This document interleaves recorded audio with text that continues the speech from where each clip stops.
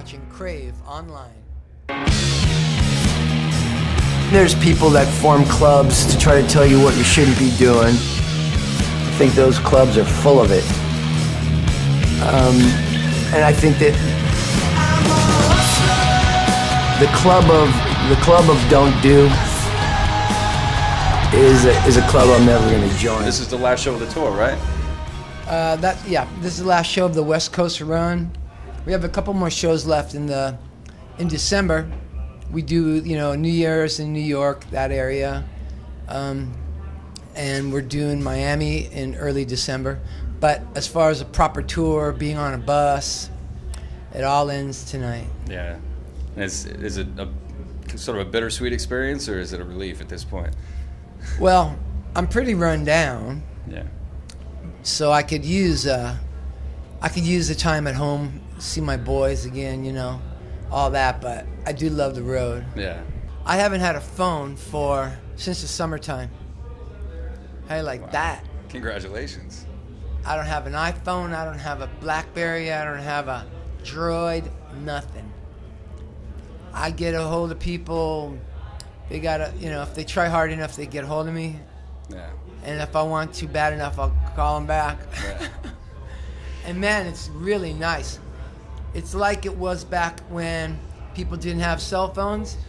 I have a lot more time, to write songs and be creative and kick back. I mean, it is wonderful being able to talk to somebody around the world right then and there, you know what I mean? Text them and see a picture. All that stuff is just lovely. But I don't want people depending on me to have to, be up the other end of that line. Yeah. There's, you know what I mean? My head, I have other things I want to use my head for. And it's not to be like Perry's secretary. Right. I'm Perry first, And then, actually, I don't want to call my wife my secretary, but they now start hounding her. So really, I still can get a hold of people, but they have to have her number. Yeah. And so, I mean, now that the Jane's tour is ending, you have a little bit of time to yourself. You have so many other projects and, pans on the fire. What do you have coming up personally that you're looking forward to? Well, first of all, I wrote probably 30 songs for the next project, and wow. The next project's going to be more immersive theater, but I want to take it to another level. I want to bring an experience to music that no one's ever experienced. And I've got music for it. I'll be working on that for the next year and a half. And then, and in the meantime, I've been pitching a TV concept with Mark Cronin called The Scene Makers. Music has always made the scene. People have gathered together, but music has always been the catalyst. You've got punk rock, and then there's kids that they're punk rockers, you know what I mean? Hippies, and there's, the Grateful Dead, or Jimi Hendrix, 80s was new wave, 90s was alternative, Right. Grunge. It always had, but it was always music as the catalyst. So I want to put together a show with people that make the scene. And it's not just music, of course, it's, the intelligentsia, the fashionistas, all those people. Right. Yeah. So I hope I get my show. You're taking Lollapalooza to Tel Aviv. Yeah. Next year. That's incredible. I mean, do you have to sort of set about things at a different set of parameters in that regard? Because it's a whole new beast. Well, I mean, it's a whole new beast because it's in the Middle East. Yeah. But those kids in the Middle East love Western music. They love, the international sound that Lollapalooza,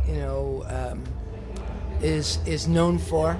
They're ready and they're raring to go.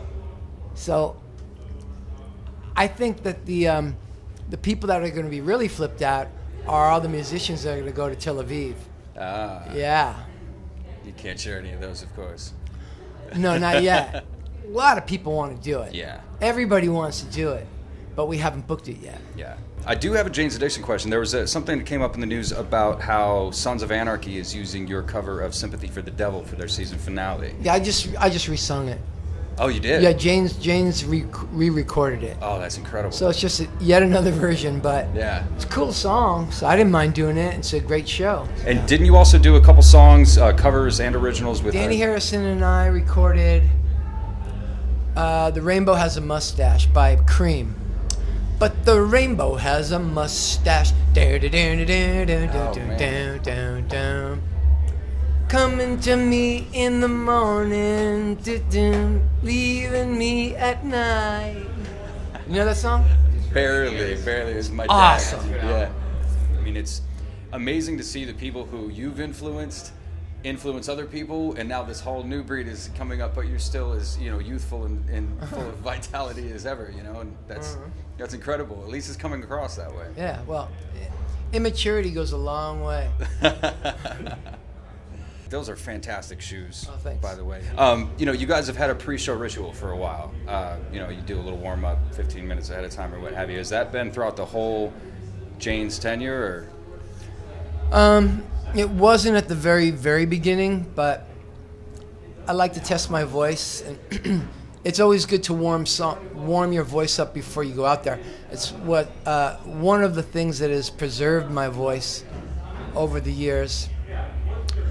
And I thought it would be a really cool thing to invite people in, being that we're going to do it anyway.